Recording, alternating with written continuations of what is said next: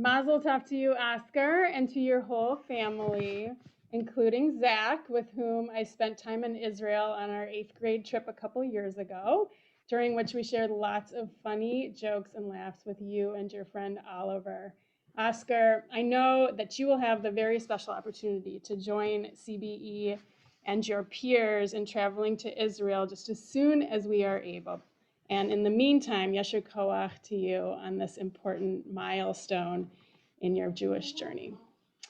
So I wanted to talk a little bit about mitzvot today. And so I wanted to see, first of all, if for those of you who are able to chat, if you could type in your answer to the question, what does the word mitzvot mean to you? So go ahead and type that into the chat. Think about it for a minute. What does the word mitzvot mean to you? So go ahead. Let me give you just 1 minute to. Okay, I think of mitzvah. Okay, so we're getting some answers in here on what does the word mitzvot mean to you. Really nice, everyone. Commandments or rules, being a good person, good deeds, doing a good thing every day. That's great. Good deeds towards others, helping the community, kindness, not forgetting about the world, opportunity. Interesting. Yeah, great. Okay, everyone, thank you for sharing your ideas. And if you're still writing or thinking, please feel free to go ahead and finish up your thoughts and put them in the chat. So today, I'd like to reflect a little bit on this fundamental concept of Judaism and what it can mean for us today. Let me start by taking a step back and looking at the bigger picture of mitzvot. Mitzvot are fundamental to Judaism, right up there with Torah, God, Israel, and bagels and lox, of course, as well. Maimonides tells us there are 613 mitzvot, and they encompass a full complement of sacred obligations, behaviors, actions, and beliefs, too. Many are performed daily or weekly. Many are associated with the holidays and life cycle moments. Some can only be performed while in the land of Israel, and more than you might expect, have to do with the ancient sacrificial system and can't even be done unless the temple in Jerusalem gets up and running again with priests and altar and incense and the whole operation.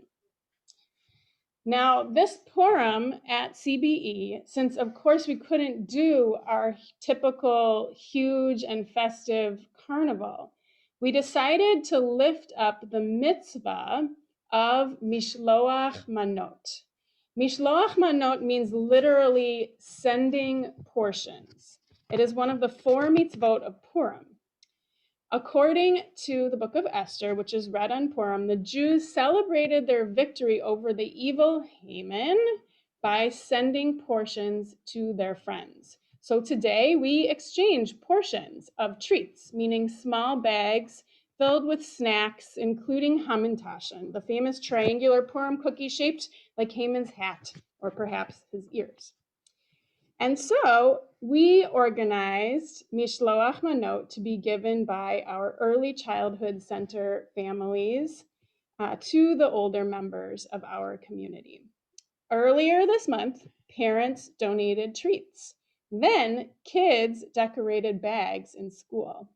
Finally, families and members of our youth group, Bestie, filled the bags outside near the steps of the sanctuary and then delivered the bags, mostly on foot and some by car. ECC teachers and their classes also delivered some of the bags to those nearest CBE. It was truly heartwarming to hear the stories of how the littlest ones in our community, and our teens too, brought not only joy, but also connection to the sagest ones in our community. And so now, to return to the question of what is the meaning of mitzvah.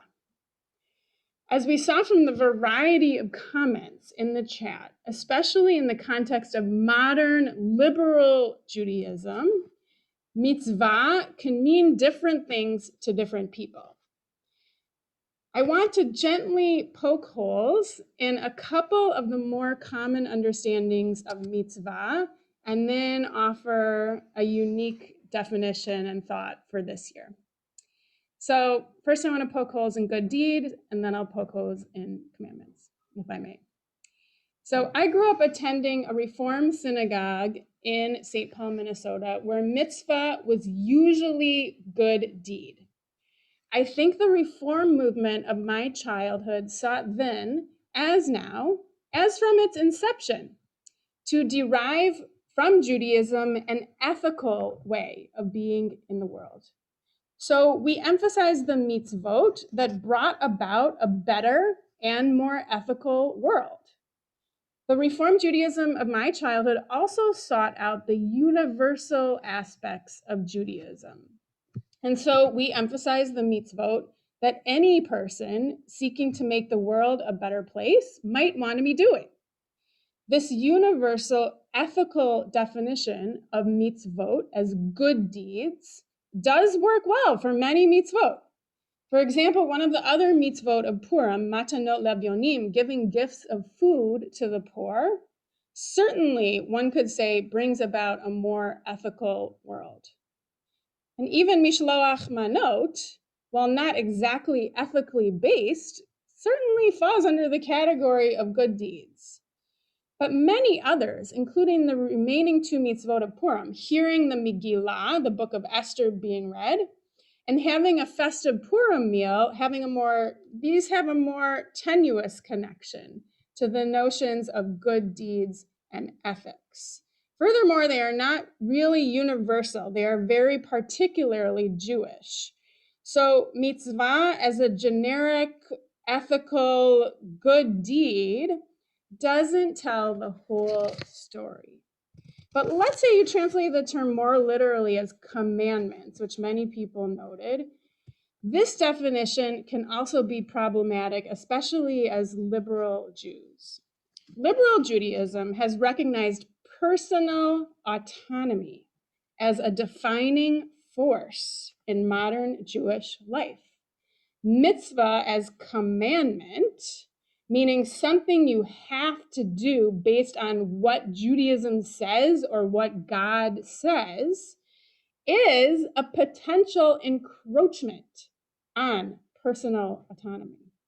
Eugene Borowitz, my teacher and the predominant liberal Jewish theologian of our era, worked over his lifetime to articulate how to hold together the seemingly contradictory ideas of mitzvot and personal autonomy.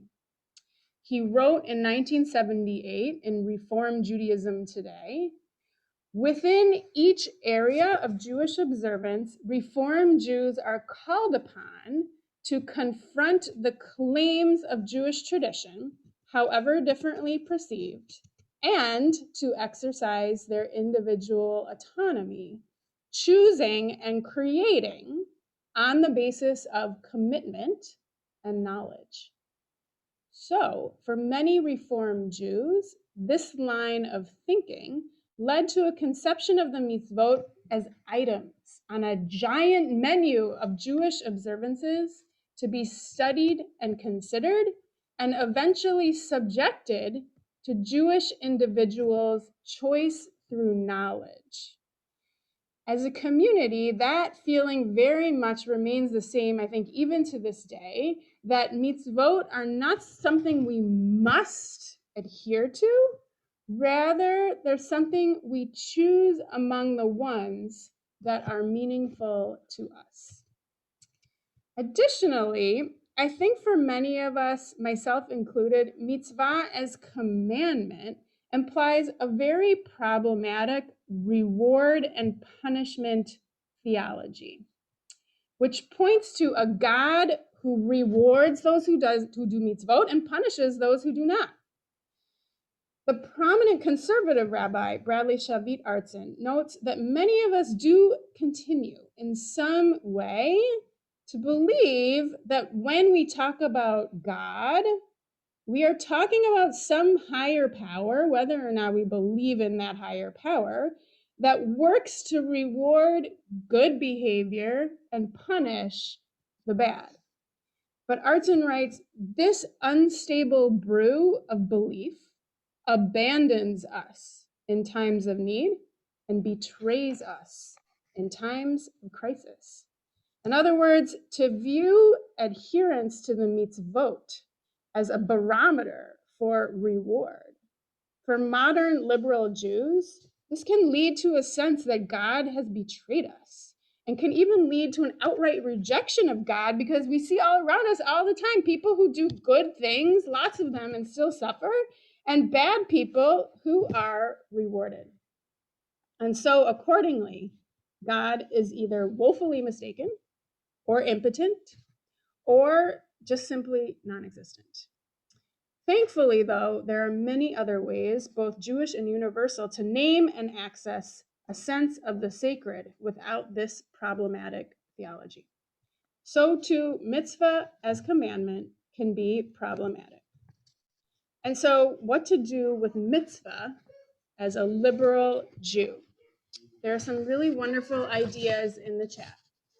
And I also want to offer that the name of our Torah portion today, Tetzaveh, offers a compelling idea. If you just heard the word Tetzaveh and suddenly you notice that it sounds very much like the word mitzvah, yasher kawach to you. Tetzaveh is the first distinctive word in the first sentence of this week's Torah portion, in which God says to Moses, Ata tetzaveh et bnei Yisrael. You shall instruct or command the Israelites to bring you clear oil of beaten olives for lighting, for kindling lamps regularly. The Rabbi, who wrote in the late 1800s in his famous Torah commentary, Safat Emet, interpreted this verse using some grammatical creativity. He taught that God was asking Moses to help each person become a living mitzvah, to help them in and of themselves, in their bodies, become a mitzvah through their actions and behaviors, and in so doing, become a lamp, bringing light to the world. I find this so profound because it inspires us that when we do mitzvot, it should be with our whole selves, with full intention, full embodiment, and full awareness of our capacity to bring light into the world. And I would like to take this idea and add to it another teaching from Rabbi Artson, who earlier problematized the theology of commandment for us. He reminds us that while the literal Hebrew translation of mitzvah is commandment, the Aramaic translation is link or connection. And so a mitzvah forms a connection or a link between ourselves and another person, between ourselves and our ancient tradition, between ourselves and however you view the sacred in our universe, or that which is bigger than you as an individual.